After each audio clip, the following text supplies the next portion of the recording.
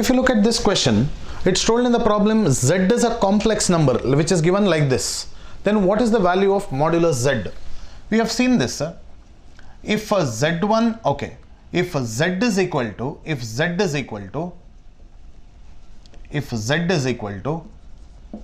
z1 to the power n1 into z2 to the power n2 divided by z3 to the power n3, I can write mod z is equal to mod z to the power n1 into mod z2 to the power of n2, here z1, divided by mod z3 to the power of n3. Is it okay?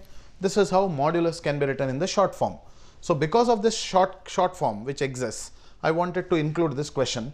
So you see this now, question is asking for modulus of z.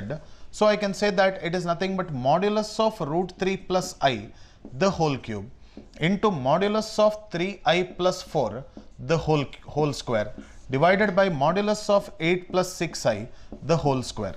So what is this answer that we get? Square root of root 3 the whole square plus 1 to the power of 3 into square root of 3 square plus 4 square the whole square divided by square root of 8 square plus 6 square the whole square. Is it okay? So I can say root 3 square 3 plus 1 4 4 under the root 2. So it is 2 cube multiplied by 5 square divided by 10 square, correct? So which can be written as 8 into 25 divided by 100.